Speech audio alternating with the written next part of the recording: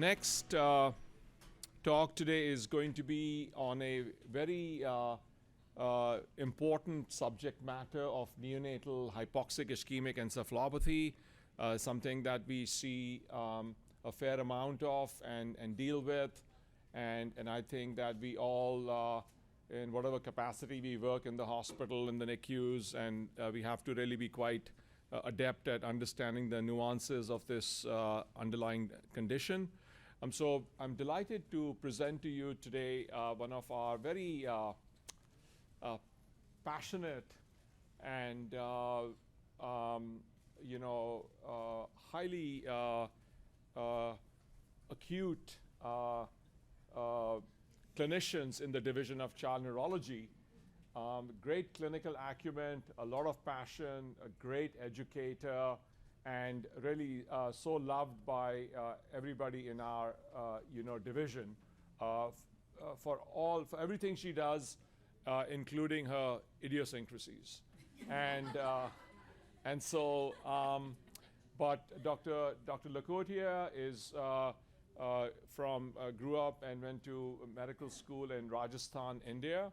A very lovely state, a desert state. Do visit sometime. If you like camels especially, do visit. And she then went on to do her child neurology training at Rainbow Baby Children's Hospital and Case Western Reserve University in Cleveland, Ohio. And then we were very fortunate to recruit her. I believe we recruited her at the same time as Michael Sweeney and Dr. Lizzie Dahl. And so we were very fortunate to get a trifecta that year.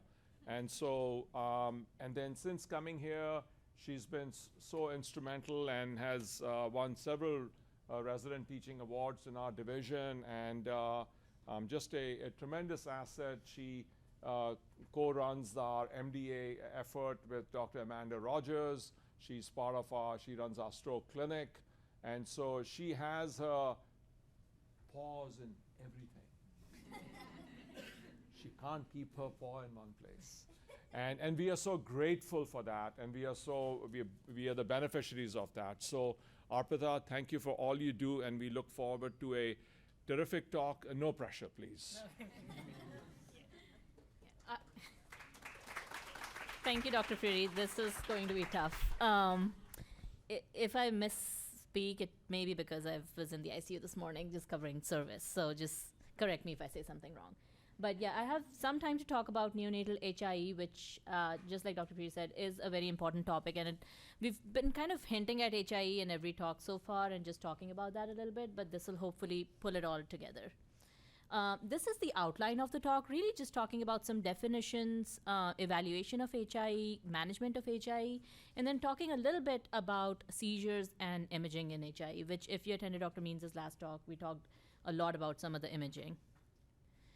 So definitions are important because a lot of times we tend to put neonatal encephalopathy and HIE together, even though they're not the same thing. So neonatal encephalopathy is an umbrella term that really just means that something happened to the newborn brain that's causing dysfunction. It doesn't tell you what it is. It could be epileptic encephalopathy, it could be stroke, it could be infection, or it could be HIE. So HIE is one of the things that can cause neonatal encephalopathy. So HIE is specifically referring to if there's an intrapartum event that happened that has caused perinatal asphyxia or hypoxia. So like I said, we use HIE and neonatal encephalopathy interchangeably, but just keep in mind that they are two different entities where neonatal encephalopathy is a big term. HIE is one of the things that you can see under the umbrella of NE. Moving on, how common is it? It's about 1 in 8,000 births, but it does depend from location to location. Studies that are done in under-resourced, underdeveloped settings tend to have a higher number, mostly because there may be less prenatal care, there may be less ability to manage perinatal events. So it is up to as high as 1 in 26 in 1,000 study in those settings. HIE is a huge cause of neonatal seizures. About 50% of neonatal seizures may be secondary to HIE. And about 50% of HIE may have neonatal seizures. So this is, and I think the next talk is neonatal seizures. So they'll talk about HIE. So what are some of the things in history?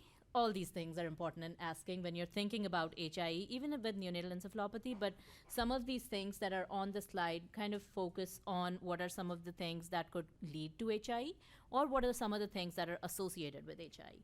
So in terms of maternal history, is there a history of thromboembolism, miscarriages, pregnancy loss? And Christy and the residents have all heard me ask the same question about miscarriages, clotting disorders, bleeding disorders. This is one of the reasons why. Is there any substance exposure, substance abuse, whether illicit or prescribed? What was the obstetric history? What were the prenatal ultrasounds like? In terms of family history, is there any history of other neurodevelopmental disabilities, any SIDS? Because that could point you towards another etiology for neonatal encephalopathy rather than HIE. But also, some of those conditions can put you at risk for HIE as well. What were the intrapartum events like? That is one of the most important questions to ask, because that fits in the definition of HIE. And then placental pathology. One of my attendings, Dr. Sher, that was his favorite question to ask, and now I think it's one of my favorite questions to ask. What does a placenta look like? Because that really can give you so much information about what was happening during the birth process that could have led to this event. And then within the infant, just getting some of these things just tells you how severe the injury is and what sort of end organ injury can you expect. Is there coagulopathy? Is there transaminitis? Is there blood in the urine? Is there elevated white count? What's the cortisol like? For exam, rather than going through neonatal exam that Ayush talked about already, we'll talk about modified Sarnat scoring, which is a score that was initially created, I think in the 1970s by Dr. Sarnat. And it was really created for all of neonatal encephalopathy, and then over time it has been, this is the modified Sarnat score, it has been modified, and we use it as a standard within HIE evaluation. It consists of all these 6 points that are listed here, and then seizures is the 7th thing. You can have any of the three out of the 6 things to meet one of the criteria for when we talk about therapeutic hernia. Hypothermia, sorry, I'm losing words. Hypothermia, you can have 3 out of the 6 to meet one of the criteria for TH. So just talking in one slide about the pathophysiology of HIE, what is happening? There's an injury that happened to the brain. In the acute setting, that injury happened that led to low glucose, low oxygen delivery, depletion of ATP.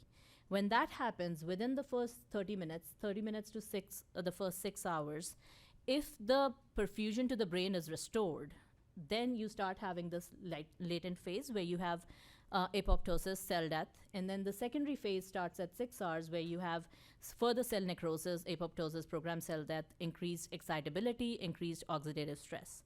So you really, when you're talking about therapeutic hypothermia, which is one of the mainstays of treatment for HIE, you're really trying to target that latent phase, the first 6 hours after injury, to prevent further injury within the secondary phase, which is within 6 to 12 hours. So this is where you're doing therapeutic hypothermia to try to prevent this from happening. So this is a slide from Dr. Dahl. How does therapeutic hypothermia work? It's really just reducing that secondary injury, basically putting your brain into almost hibernation by decreasing the metabolic demand, because you had loss of blood flow, you had depletion of ATP, and now because of that injury, you're just trying to slow down the processes so that you can decrease the apoptosis, inflammation, as well as the risk for seizures. So there were a few hypothermia trials that happened a few years ago. This is just a list of some of the important trials. You don't need to know all of this, and these are some of the criteria that were used within the trials.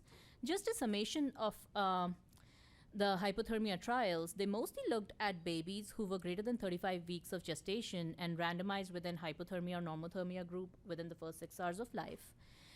They did have moderate to severe encephalopathy on clinical exam on the Sarnat score.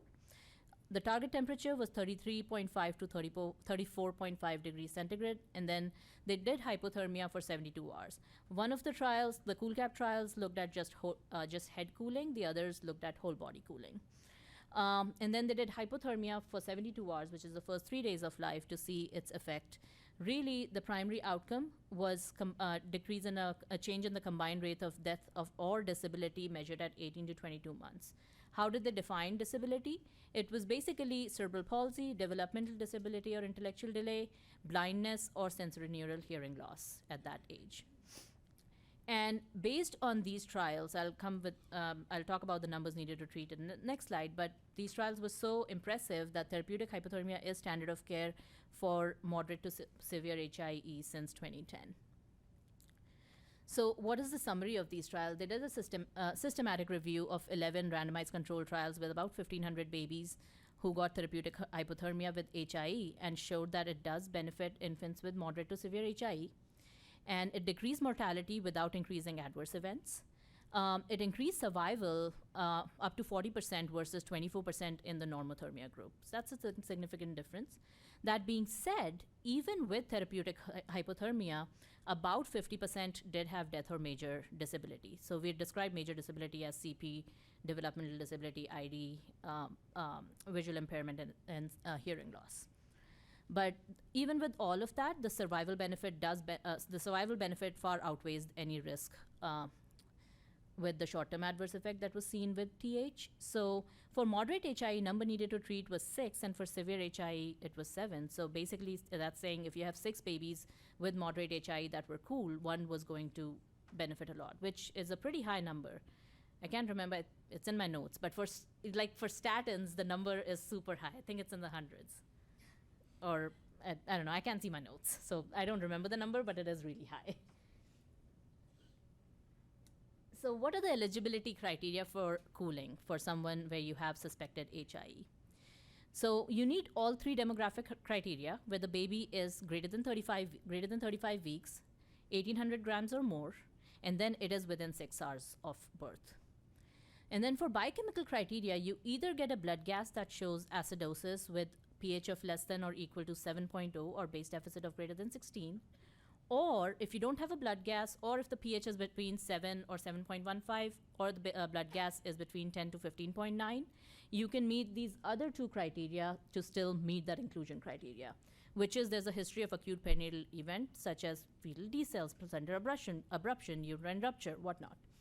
And the ABGAR score is 5 or less at 10 minutes, or there's a need for assisted ventilation for 10 minutes after birth. So if you meet either of these criteria, and on exam you have moderate to severe encephalopathy based on the SARNAT criteria. So like I said, you need 3 out of those 6 criteria to meet the SARNAT moderate to severe encephalopathy criteria for SARNAT scoring, or the baby has seizures. That would qualify you for HIE, for therapeutic hypothermia. Any questions about this so far? Okay. Since you asked, why not 8 hours? Because of that pathophysiology, if you think about it, the secondary phase, the latent phase is only till the first 6 hours, and then you get into that secondary injury, and that's what you're trying to prevent. So the trials, there are trials that are looking at up to 24 hours. But we don't have results of those yet. So maybe in 10 years, we'll be doing it up to 24 hours, just like the stroke trials. So, but for now, all the trials looked at 6 hours of less, and it was based on the initial knowledge of what we know about HIE. All right. So HIE. Therapeutic hypothermia is great. It works great. We love it. It's something that helps a lot with a lot less issues, but there are some limitations to it. The relative contraindications at most places are if basically prolonging life is futile and death is inevitable, if there's major congenital anomalies, or if there is life-threatening coagulopathy. These are all relative contraindications to thinking about therapeutic hypothermia in a baby. Big adverse events or side effects, I guess, that we see in babies. Subacute fat necrosis is a common one. You're cooling the baby, there'll be fat necrosis. They are more prone to bradycardia, heart issues like arrhythmias during the process. It can be associated with pulmonary hypertension, electrolyte imbalances, and then coagulopathy is a big one that we'll see often. There's some increase of sepsis risk in those babies, and then as you're giving medications, their pharmacokinetics and dynamics may be impaired because you're cooling the baby. So just some things to keep in mind as someone is being cooled. And when babies are being rewarmed, there's an increased seizure risk. I really don't consider that a limitation of therapeutic hypothermia, because that baby might have seized if you didn't cool them anyway. So the seizures are just coming out as the brain starting back up, basically. And then apnea and hypotension are other things that you might see while you're rewarming. So this is a list of population that is a little bit controversial in terms of there's some trials going on for some of these, and where you have to think about, okay, is therapeutic hypothermia a good option or not? I did find low and middle income countries interesting, because there is some data that actually therapeutic hypothermia may not be as beneficial, may even have more issues if you are in an under-resourced setting, which is not something that you would typically think of. But the reason for that is that the antenatal care might be poor, the perinatal care might be poor, so the babies might be at even a higher risk. And because there's no resources, therapeutic hypothermia may not be as effective. For premature infants who are less than 35 weeks gestation, we don't have enough data. That's why it's controversial. There are still trials going on for this population. And again, this is one of those things that we may be cooling later on. Right now, we just don't have enough evidence to say that it benefits them and it doesn't hurt them. Just like you asked, Dr. Puri, over 6 hours is a controversial population, but there's trials going on for up to 24 hours of life. For mild HIE, it is still controversial because it may not have that much benefit, and there's some studies that show that the adverse event rate is actually higher if you end up cooling babies with mild HIE. There's also deeper cooling and longer therapeutic hypothermia have been talked about and thought about, but no one's doing that yet. And I guess it's not a controversial population, but one of the things that used to come up a lot a few years ago is just head cooling versus whole body cooling. But at this point, everyone's doing whole body cooling because it is easier to maintain homeostasis with whole body cooling, and no one's doing just the head cooling at this point. What about outside of therapeutic hypothermia? There's really no other evidence-based treatments for HIE. There was this big trial called the HEAL trial, and again, I have the full form written down in my notes that I cannot see. I don't know what it stands for. It's some E is erythropoietin. But it was looking at therapeutic hypothermia plus EPO to see if that has additional benefit for these babies with HIE. A few years ago, everyone was super excited about it. I think back when I was in residency, it was this big upcoming thing that everyone was excited about. But it actually showed that it did not lower the risk for death or adverse outcomes, and actually had an increased risk for side effects. So there's a lot of offshoot studies that came out of the HEAL trial that looked at things, but the actual use of EPO with hypothermia did not show additional benefit. So we're done with that for now.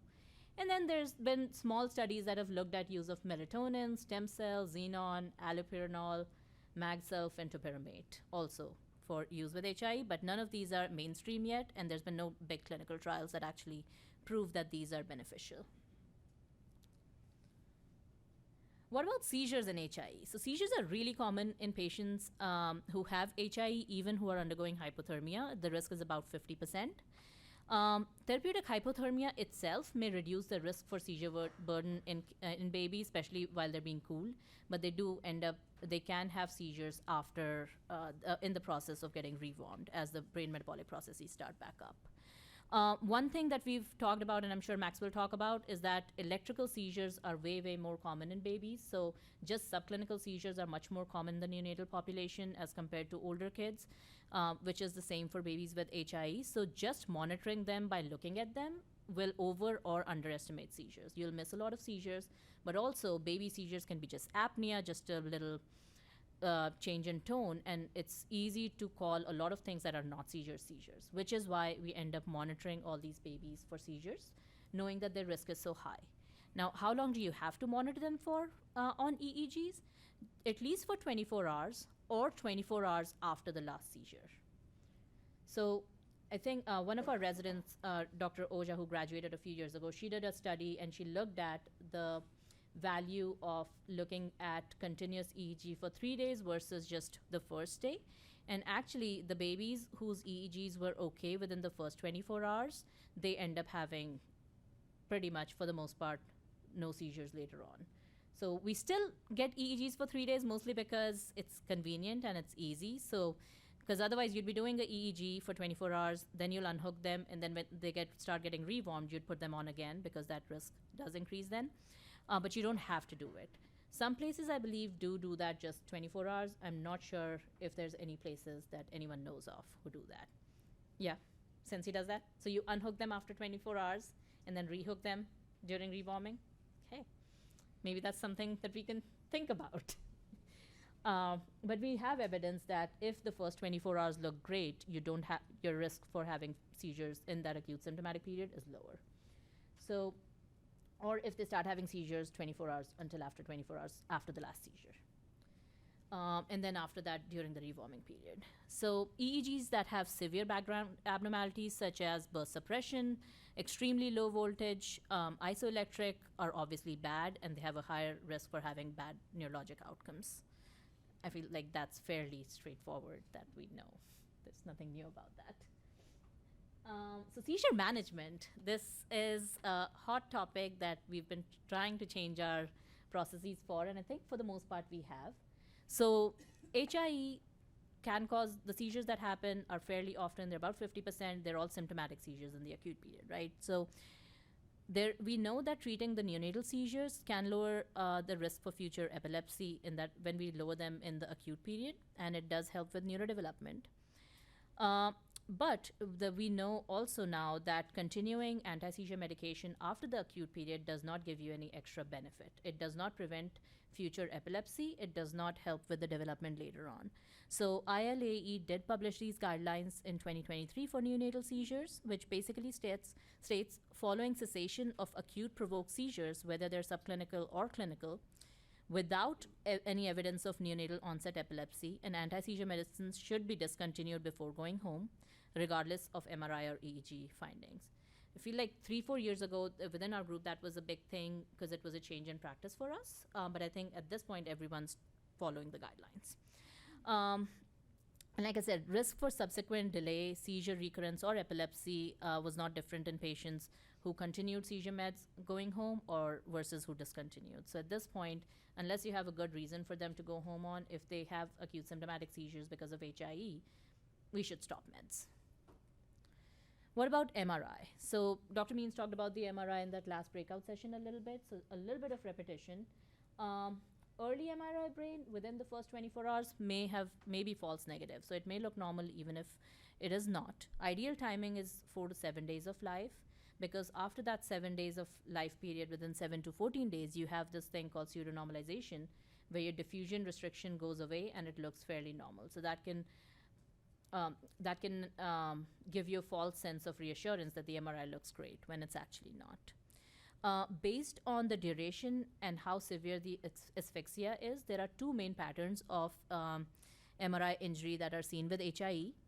Now, we just talked that therapeutic hypothermia does improve seizure burden. Therapeutic hypothermia may improve MRI, but does not improve the overall prognostication from an MRI standpoint. So,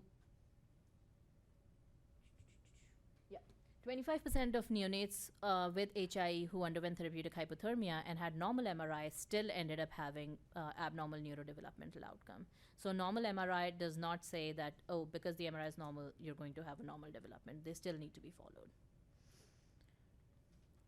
So I said there's two main patterns. So those are the two main patterns. This one is a third pattern, which is kind of a sneaky 1+2 situation. So the first pattern is the peripheral pattern, which is seen with prolonged perinatal partial asphyxia, which is about 15-25 minutes of just prolonged injury.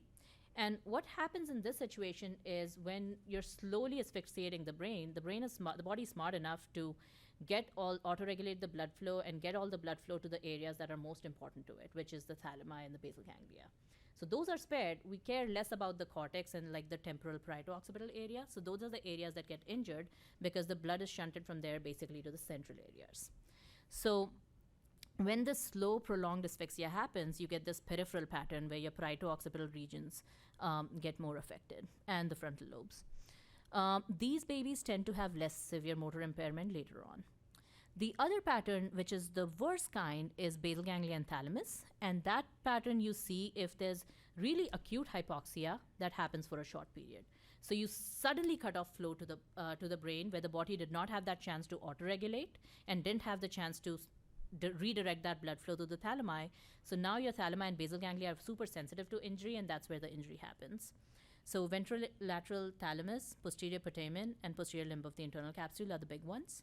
And this is associated with severe motor impairment because, again, all your motor fibers are going through there, right? And then total brain injury is really, really bad asphyxia that happens for a long period. So now you've got a combination of central pattern plus the peripheral pattern. So this is just bad. So this is an example of peripheral pattern of injury. So you can see that the basal ganglia and the thalami look okay, but you can see this diffusion restriction in the occipital regions here. Whereas this one on the top shows that basal ganglia and thalamus injury, where you can see this is ADC, not diffusion, but you can see the dark areas in the thalami and basal ganglia. And actually at the bottom you do have diffusion. It's just not very clear. And then on the bottom you have that third pattern, which is catastrophic brain injury, total brain injury. So your basal ganglia and thalami are affected, but then also the peripheral areas are affected. So in general, there are some things that you can look at on the MRI that can predict outcome. So some of the things that can help you predict, if there are thalami and basal ganglia lesions, that's bad. That is more associated with cerebral palsy and motor impairment later on. If there is abnormal signal in the posterior limb of the internal capsule, that has a strong association with inability to walk later on. Brainstem lesion are more associated with death, obviously, because you need that to breathe and to eat. If you have watershed pattern, then you are more likely to have cognitive and language impairment rather than motor. We already talked about this. And then, yes, with MRS, if there is increased lactate and decreased NAA, that's associated with worse outcomes. We talked about MRS in the last talk. In the breakout session, I'm not going into details for that. This is just from one study. This is again kind of highlighting that basal ganglia and thalamic lesions are associated with more motor impairment. So if you look at this, these numbers here in patients who had mild basal ganglia thalamic lesions, in survivors, 11% had CP, whereas if you look at the severe ones, severe injury, 98% had CP. So it does have a high association with motor impairment. Same thing for posterior limb of internal capsule. Would you want me to go into details of, like, I guess 2/3 of the people did not hear Dr. Means in the last talk. So posterior limb of internal capsule, you can see it's that myelinated portion, that bright portion in image A, that looks more normal. And as you go to the right, you kind of lose that signal. That's more severe injury as you're going to the right.